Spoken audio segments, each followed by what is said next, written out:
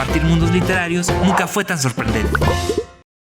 Hola a todos, bienvenidos a Letras Chiquitas, un espacio para hablar de cuentos, novelas, cómics, libros y todo lo que opinamos de la literatura. Aquí encontrarás todos los libros salvajes de escritores peculiares con los que nos hemos topado. Todos los secretos que hemos encontrado en sus letras queremos compartirlos contigo. Soy Oscar Ramírez y nos escuchas a través del 88.5 FM en la ciudad de San Luis Potosí y el 91.9 FM en la ciudad de Matehuala, como en cualquier parte del mundo, a través de la página radioytelevisión.uaslp.mx. Como también nos escuchas y ves en todas nuestras redes Spotify, YouTube, Facebook e Instagram. Nos encuentras como Letras Chiquitas. En el programa de hoy, el término de una trilogía, Los Ladrones de Humo y el inicio de una nueva, El Hijo del Trueno. Recuerda que nos puedes llamar a cabina al 444-826-1347 en la ciudad de San Luis Potosí y en la ciudad de Matehuala al 488-125-0160 o en cualquiera de nuestras redes para compartir todas tus dudas y comentarios literarios. Bienvenido al asteroide B612, base central de Letras Chiquitas. Los Reinos en Llamas de Sally Green. Esta trilogía comenzaría con Los Ladrones de Humo, donde Brian, la princesa Catherine, se prepara para aceptar un matrimonio de conveniencia impuesto por su despiadado y ambicioso padre, para olvidarse así del amor imposible por su guardia real, Ambrose. En Calidor, un siervo oprimido, Murcio busca vengarse del principio que traicionó a su pueblo. En Pitoria, el infeliz Edion se dedica a robar baratijas para dar emoción a su vida de mercader. Y en los áridos territorios del norte, Tash, una chica de 13 años, arriesga su vida como vil carnada para apresar demonios y extraer su preciado humo mágico. Y así es como inicia esta aventura, esta épica aventura en un sentido con medieval, místico, que tiene que ver con demonios, pero que todo está muy arraigado como en la postura medieval. Sally Green nos lleva a esta aventura donde 5 jóvenes de diferentes partes de este universo, de todo este reino, bueno, de diferentes reinos más bien, se irán enfrentando a sus propias situaciones que los llevarán al eje central de la trilogía, que son los ladrones de humo. Que todo esto ocurre casi en el segundo libro, la segunda entrega, donde han encontrado que el valor del humo que se extrae de estos demonios puede darle sobre fuerza humana grandes ventajas al ser, y entonces en el mundo de los demonios es donde plantea toda la encrucijada Sally Green para que estos 5 chicos puedan,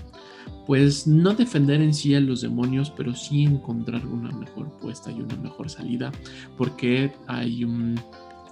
todo un trasfondo, un malvado rey que obviamente quiere controlar y poseer todo, que va haciendo que se vayan mezclando las vidas de estos 5 años. Y para este libro, en Los Reinos de Llamas, Sally Green va mezclando, creo que de una mejor manera, todas las voces. Todos los libros, o sea, que forman esta trilogía, está contado a través de las voces de ellos, de estos 5 chicos, que cada uno va olvidando lentamente esta primer impulso que tenían, estos amores imposibles, el sobrevivir, el encontrar la justicia, y cada uno de ellos va encontrando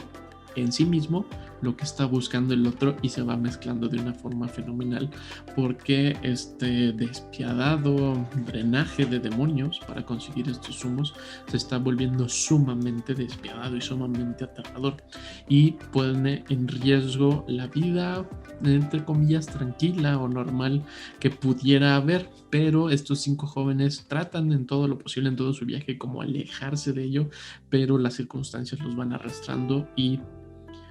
van forjando su temperamento, su temple, para que Los Reinos en Llamas tenga una resolución bastante escabrosa, bastante aterradora. Pareciera ser una postura que iba a terminar de la mejor manera, pero si tú conoces a Sally Green sabrás que estos finales donde todo es bello y es amor no son lo suyo, y aquí no es la excepción, pero sí le ha dado, creo, otro toque. A diferencia de su anterior trilogía, El Lado Oscuro, que todo tenía que ver con magia, sí había un personaje principal, y aquí en esta trilogía creo que el personaje principal en sí es la propia historia, porque como todos las están contando, nadie tiene una mayor relevancia en la historia, aunque sí hay quien tiene más protagonismo en ella, en sí en la historia, pero no son los protagonistas, porque sin ellos pueden entrar los demás personajes sin ningún problema. Todo está contando a partir del universo de este reino medieval mágico que nos plantea Sally Green y los diferentes mundos y reinos más bien que hay en este mundo medieval y mágico. Pero todo se tendrá que ir cerrando. Creo que el segundo libro fue mucho más despiadado, mucho más aterrador,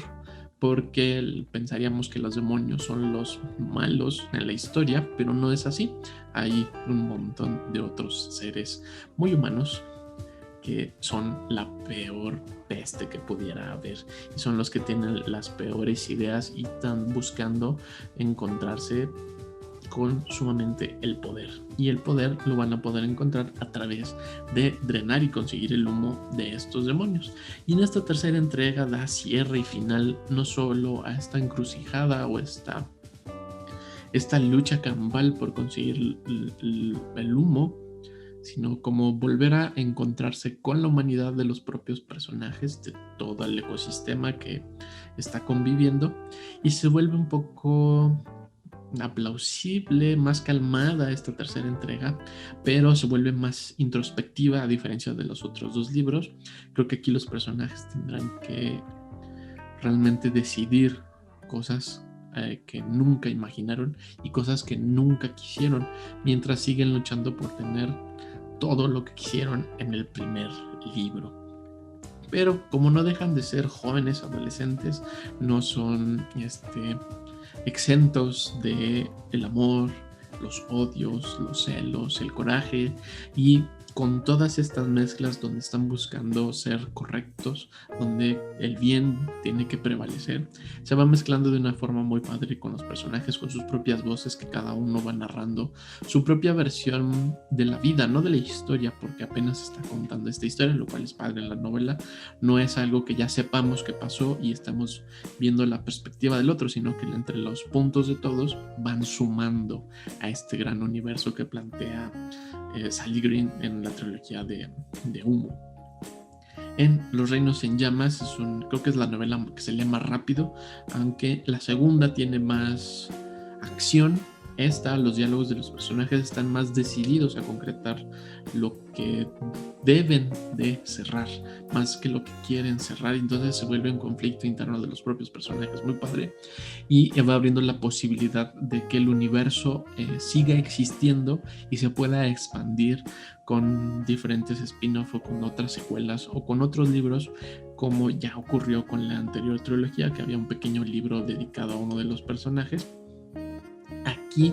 creo que puede haber todavía mucha más exploración a través de los diferentes reinos, y sobre todo a partir de la historia en sí, que es esta lucha por el poder, lo cual se vuelve muy padre porque no es la historia desde el personaje, no es un personaje que tiene que terminar y concluir, sino es el propio universo está ahí y hace actuar a los demás.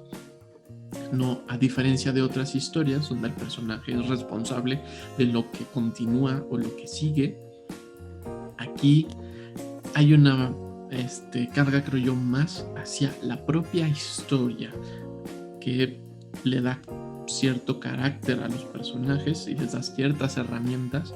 pero no son los que deciden el rumbo de la historia, y por eso creo la forma de contarlo a través de las 5 voces se vuelve fenomenal, se vuelve muy ágil y te da la posibilidad de odiar a unos o querer a otros más o menos. Y entonces,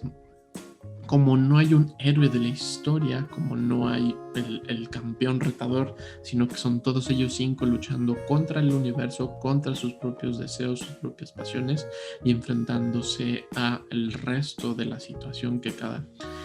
está buscando su propia salida, se vuelve un caos muy padre y un entrelazamiento entre todas las historias, porque los primeros libros suelen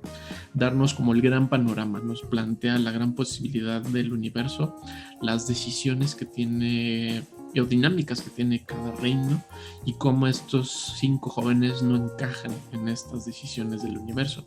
En el segundo libro son forzados a encajar en él y resultan vencedores de todas las situaciones, pero en este último creo que se enfrentan a todo eso que vencieron, que ganaron y ya no lo quieren. Están como luchando contra sus propias victorias, buscando una nueva victoria de la cual ya no están seguros si va a ser lo correcto o no, pero el final se vuelve bastante interesante, se vuelve una posibilidad más de seguir creciendo la historia, de seguir creciendo el libro, porque Sally Green nos dio un universo muy vasto y muy completo. Si tú eres fanático de la saga, son de estos libros que resultan mucho más interesante la lectura cuando tienes el panorama completo del universo, y esto ocurre casi hasta el tercer libro, ya el cierre de esta historia, pero si regresas a leer Los Ladrones Jumbo se vuelve toda una experiencia mucho más interesante, se vuelve todo más visceral y sorprendente cómo fueron las decisiones, cosas que al menos a mí me parecieron un poco flojas en la decisión de los personajes. Releyendo las primeras dos novelas para entender esta tercera, se vuelve todavía más voraz y más ágil, y entonces los personajes son más lúcidos y son más viscerales en sus propias decisiones, lo cual se vuelve fenomenal. Y lo que más me gusta es este cruce del universo. No te cuento mucho porque necesitas leerlo y explorarlo y sentir el detalle del que nos plantea Sally Green, de estas posibilidades de mapas enormes, de grandes paisajes, de grandes castillos, de personajes con mucho trasfondo, pero que no está contado en sí como trasfondo, sino a través de las acciones y sus propias voces, lo cual se vuelve muy padre. Es algo muy genial en Sally Green, cómo plantea la profundidad de los personajes en las historias a través del desarrollo de la propia historia. Entonces, si a ti te encantan las sagas, si te gustan lo épico medieval, te encanta la fantasía, pero sobre todo la magia, la idea de los demonios y esta idea que planteó Stephen King, los ladrones de humo, en su novela El ladrón de sueños, el doctor Sueños, te recomiendo mucho que leas esta saga de Los Ladrones de Humo, que termina con el reino en llamas, porque será magia, traición, chantaje, tiranía y asesinato. Esto tiene una connotación mucho más visceral, porque es el término de la guerra, porque se propaga por pólvora, y los ladrones de humo deberán enfrentarse a su mayor desafío. Mientras su padre, el rey Louis de Brain, endurece su control sobre la meseta del norte, Catherine envía a la guardia del demonio a su leal guardaespaldas Ambrose en una misión desesperada para interrumpir el suministro de humo. Un Calidor, Edion y Marcio hacen frente a un futuro en el que habrán de estar divididos, y entre tanto, atrapada en el mundo de los demonios, Tash lucha con los fantasmas de su pasado, pero cuando la batalla por apoderarse de los reinos humanos alcanza su propia y punto culminante, el reino de los demonios revelará un último y terrible secreto con el poder de cambiar el curso de la guerra y la historia para siempre, y que da final a la historia de estos 5, pero no final al universo que plantea Sally Green. Los reinos en llamas, por Sally Green, publicado por Océano Gran Travesía. El hijo del trueno, de J.C. Cervantes, publicado por RBA Libros y distribuido por Editorial Océano. Zane tiene magia en la sangre. Zane Obispo tiene 13 años, una molesta cojera y una mejor amiga perruna medio dálmata, medio boxer. Y cuando el volcán junto al que vive despierta y libera una misteriosa fuerza oculta, empieza también a tener un gran problema. Ayudado por Brooks, una chica literalmente mágica, se adentrará en un mundo místico, poblado por demonios, gigantes y diosas de chocolate. Zane descubrirá que el destino de dioses y humanos dependerá de él, magia que crea y que destruye. Esta es una primera novela de esta serie del Hijo del Trueno, que nos lleva a recorrer todo el mundo mágico y místico de los mayas. Está centrado en toda la gran mitología maya, y Zane Obispo tendrá que enfrentarse a esa historia que conoce por encima, porque él es un gran fanático, él es un gran lector y sobre todo le encanta la historia de los mayas y ha leído mucho sobre los mayas, y no pensó, o al principio no pensaba, que conociera tanto, que es como padre como Zane lo que conoce a la hora que se enfrenta a la historia, a la propia narrativa, va explotando de una medida desbocada todo lo que tiene que ver con la mitología maya. Hacen todo un recorrido al Xibalba casi ya al final de la novela, que termina hacia el Xibalba y da pie a la siguiente entrega, la segunda novela. Es un recorrido bastante fenomenal, muy épico, con un estilo narrativo muy fresco, muy movido, donde Zane, pese a sus 13 años, está decidido a tomar este llamado a la aventura como su propia historia. Él vive al lado de un volcán, él sabe que algo va a ocurrir o algo está ocurriendo con este volcán, está teniendo algunos sueños, unas pesadillas, y justamente una noche cae precipitado un avión dentro de este volcán, a lo cual hace salir a Zane para ir a averiguar qué está ocurriendo, y lo que pasa en esa noche se vuelve extraño, y desde esa extrañeza que parte de la novela, todo lo demás irá jugando entre ese reino de lo místico, lo físico, y sobre todo toda la parte de la mítica que tiene que ver con los dioses mayas, sobre todo dioses de la muerte, todo el inframundo, pero también otra contraparte que tiene que ver con la parte mágica, todo las fábulas, las grandes leyendas, algunos cuentos, y esta idea de cómo lo va mezclando, donde Zane se va enfrentando a lo que conoce de la historia y lo que se va desarrollando dentro de la historia, va siendo una mezcla fenomenal para que te vayas encariñando con todos estos dioses y mundo de dioses que tiene que ver con los mayas. Zane es un chico que él quiere ser normal, aunque sabe que no es para nada normal. Él sufre una cojera, lo cual ciertas personas le tienen cierto odio, cierto coraje, pero también otras le tienen demasiada amabilidad, y los dos lados lo ponen a veces en encrucijadas, así que no le gusta. Pero él trata de ser un chico normal, aunque sabe que no es un chico normal. Todas estas habilidades sensoriales que tiene, porque es un gran observador, entonces entiende muy bien lo que hay alrededor suyo y se va enfrentando a él de una manera fenomenal. Al principio pareciera que es como de cómo es posible que él lo enfrente, pero en cómo presenta a Cervantes al personaje a Zane y cómo se va desarrollando, sobre todo en la escuela, o las primeras páginas donde está en la escuela, te da todo ese carácter de Zane que sí le vas a creer que va a ir a explorar un volcán. Y cuando está explorando este volcán, se va enfrentando a ciertos seres oscuros, algunas sombras, demonios, que algunos lo están persiguiendo y aterrorizando, y otros le están haciendo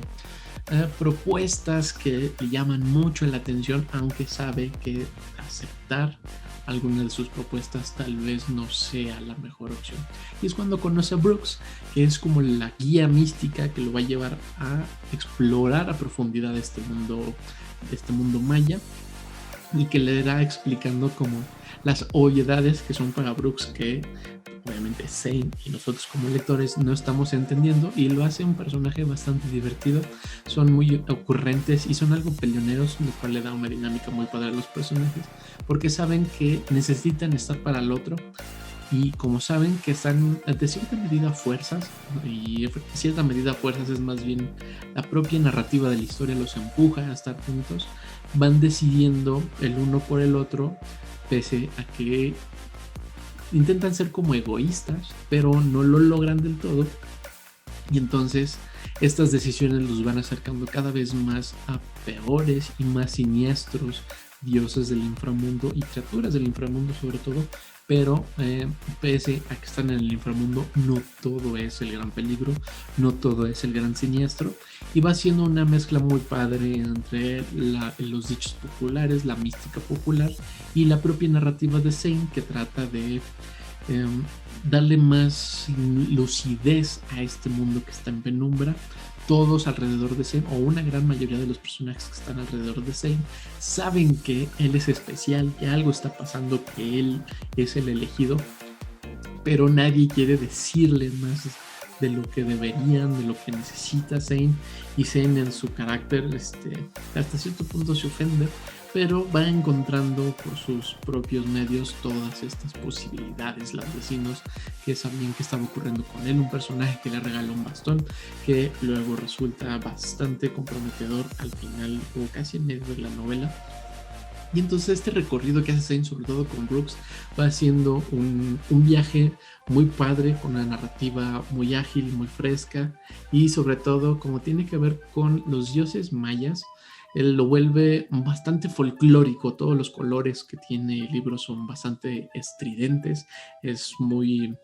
estrepitoso la forma en que se presentan las acciones de la novela, y entonces se vuelve muy padre de leer porque pese a que es agresivo, no te sientes como acongojado o aterrado, y entonces te va llevando por el sentido de la aventura de una forma fenomenal que hasta que al final del libro te tiene en un punto climático. Y es muy padre la novela como va sumando y va sumando